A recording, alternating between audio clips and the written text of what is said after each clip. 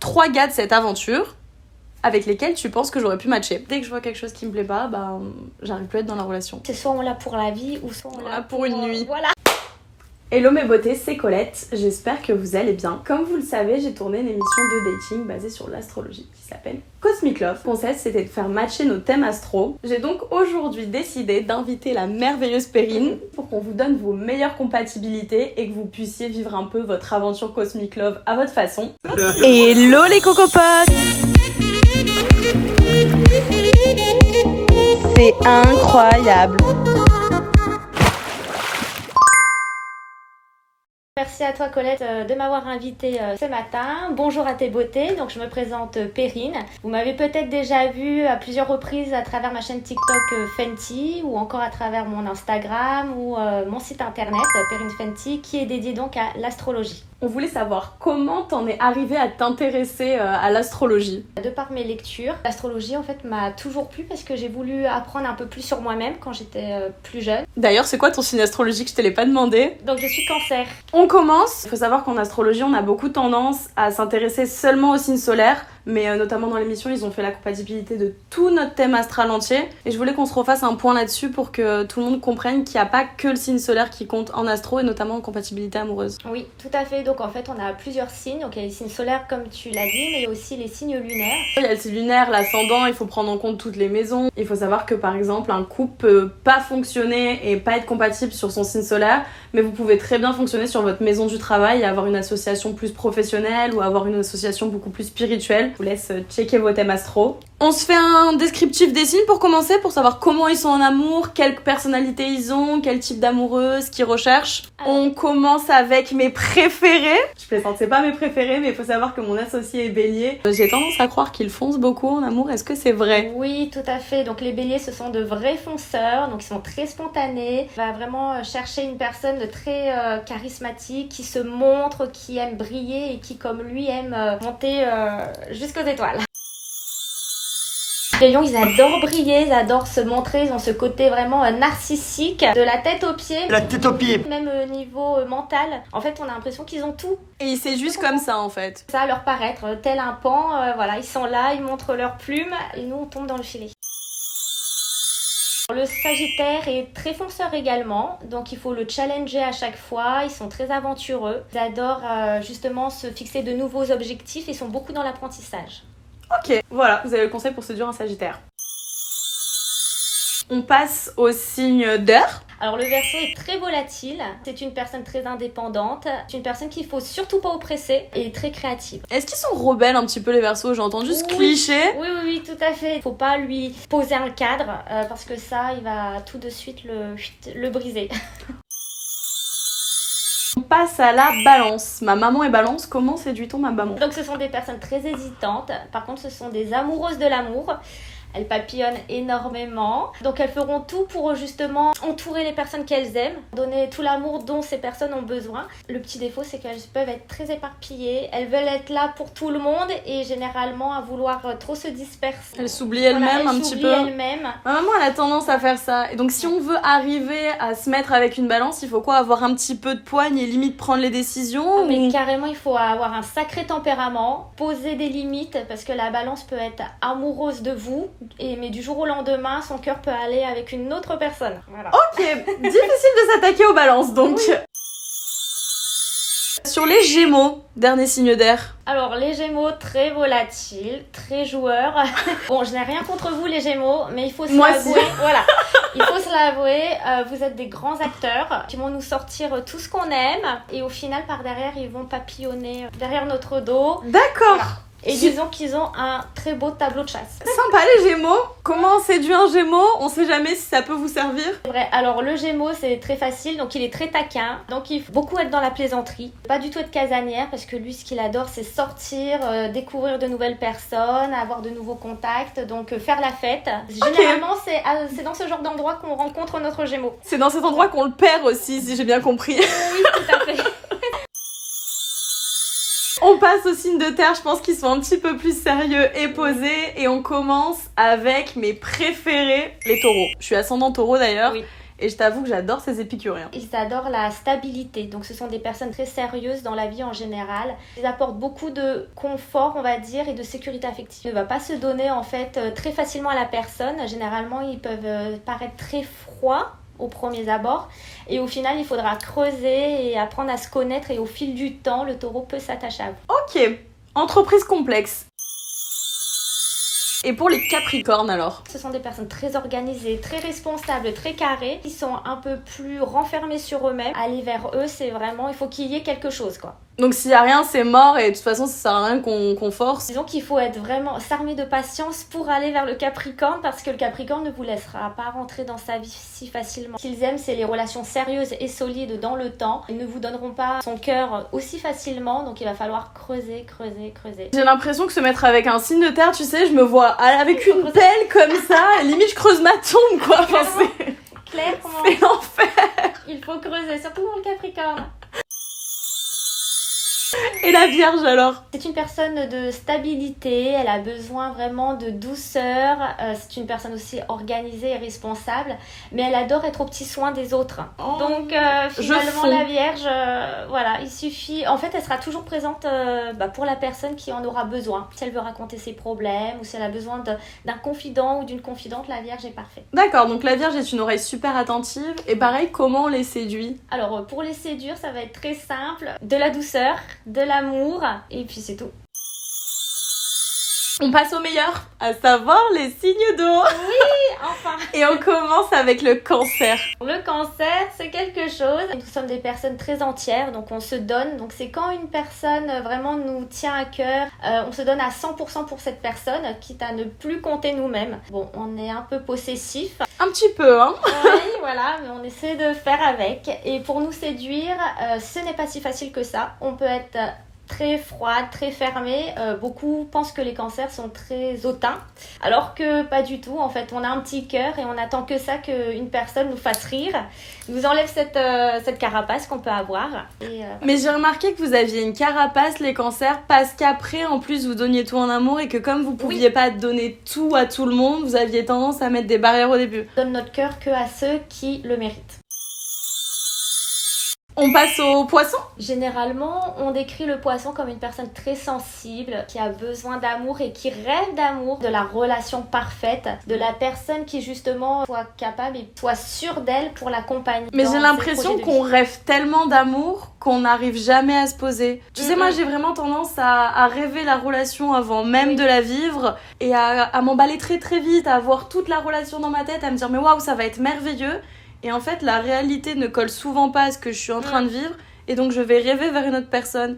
Je crois que c'est pour ça qu'on dit souvent que les poissons sont infidèles. C'est pas tant qu'on est infidèle, c'est qu'on rêve tellement que si la réalité ne correspond pas, on part. Vous vous êtes mis à un level énorme sur cette relation. Dès que quelque chose ne va pas, en fait, vous allez être très déçu facilement. Parce que du coup, vous vivez avec vos émotions, vos sentiments. Vous voulez juste l'idéal et vous pensez que l'idéal peut aussi être ailleurs. Et on m'a souvent dit que j'étais intolérante, perfectionniste et quoi que ce soit. Et j'ai même pas l'impression, c'est juste que dès que je vois quelque chose qui me plaît pas, j'arrive plus à être dans la relation. Comment on nous séduit? On va dire que c'est assez facile. Parce que du coup, les poissons...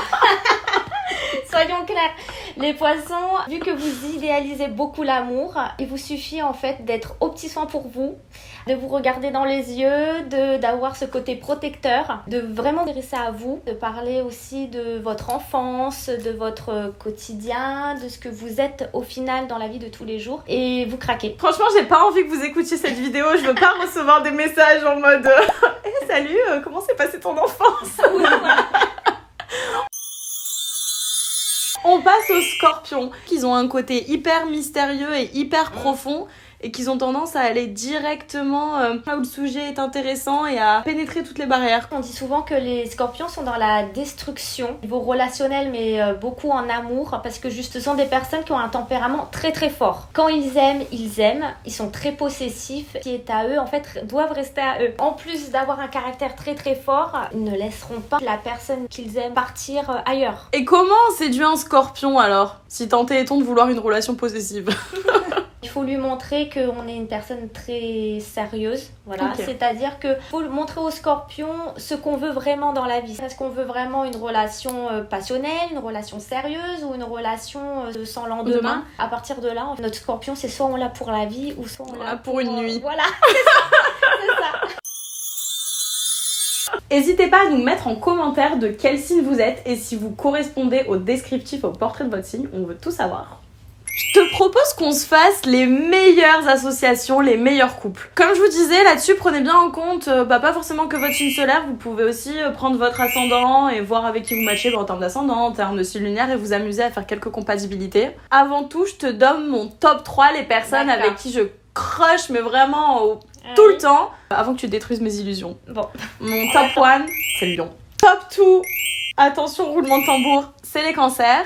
Oui. Et il faut savoir que mes 2 ex étaient lion et cancer. D'accord. Et mon dernier, ce sont les taureaux. En vrai, plus j'apprends à les connaître et plus je me rends compte que j'adore ce qu'ils sont, ce qu'ils dégagent. Et je me suis trop bien entendue avec mes 2 petits taureaux. Voilà mon top 3. J'espère que je vais avoir une compatibilité avec un des 3. On se fait les 6-7 meilleures associations. On commence avec l'association du bélier. Alors le bélier lui a besoin d'une personne justement qui a un tempérament de feu, donc ça peut être lion. Bélier et lion c'est parfait dans le sens où juste ils vont se challenger. Le petit souci c'est que ce sont tous les deux des leaders. Faut juste qu'un des deux apprenne à plutôt être content pour l'autre que de prendre sur son ego. On se fait la meilleure association du sagittaire. Alors pour le sagittaire il faut une personne très indépendante, qui ait des objectifs de vie aussi et qui soit créatif. Donc le verseau est parfait pour le sagittaire. Voilà, ce sont 2 personnes indépendantes qui ne vont pas s'oppresser, qui vont se laisser vivre surtout. Et la communication est très importante pour ces 2 signes, donc c'est parfait.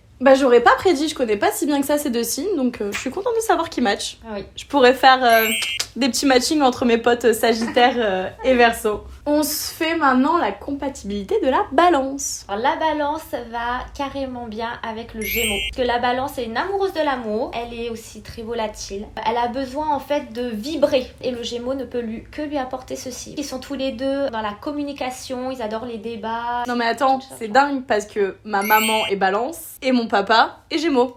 Et ils sont parfait. ensemble.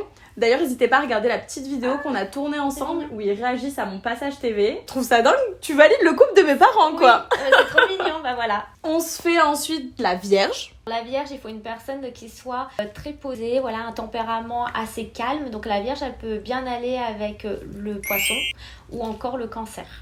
Ok, on m'a souvent dit que le poisson était fait pour matcher avec les vierges. Je t'avoue que ça ne m'est strictement jamais arrivé. Oui, J'ai ça va. beaucoup de potes vierges, mais par contre, niveau love, il se passe rien du tout quoi. De notre côté, Cancer et Poisson, en fait, nous avons besoin de personnes qui nous envoient quelques signaux électriques. Et la Vierge étant assez calme, elle peut être beaucoup trop calme pour nous. On se fait l'association du Capricorne. Le Capricorne, donc c'est une personne très sérieuse, assez casanière. Donc le Taureau va bien avec le Capricorne. Ce sont 2 personnes au niveau que ça soit matérialiste. Ils ont besoin vraiment d'un confort, d'une stabilité, de quelque chose de très sûr et serein. Donc ils vont bien ensemble. Je les vois déjà vivre dans une belle maison avec leurs enfants et leur petit travail. J'ai l'impression que c'est les potes chez qui on a envie d'aller, d'être accueillis quoi. On se fait les associations des signes d'eau. Cancer. Oui, alors le Cancer, il va très bien avec le Poisson. Et d'ailleurs, moi-même, j'ai eu 2 relations longues.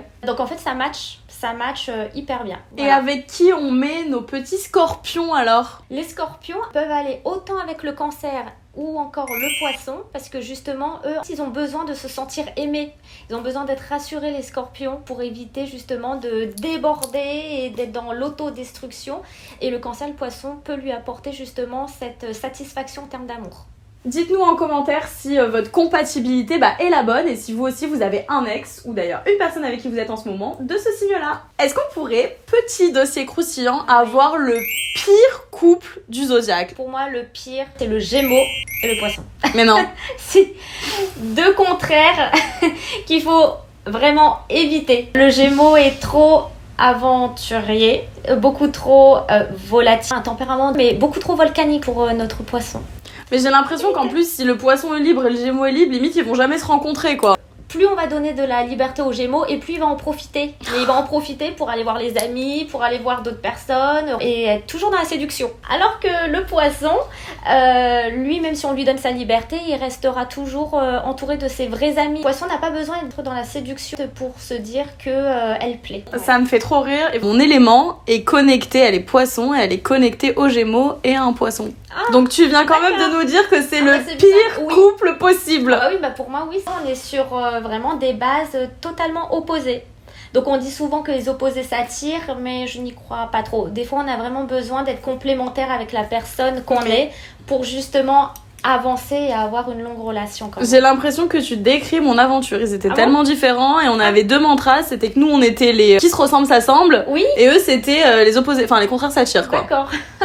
J'ai l'impression que t'étais là sur le tournage avec nous, carrément. Ça me fait trop rire. Ouais.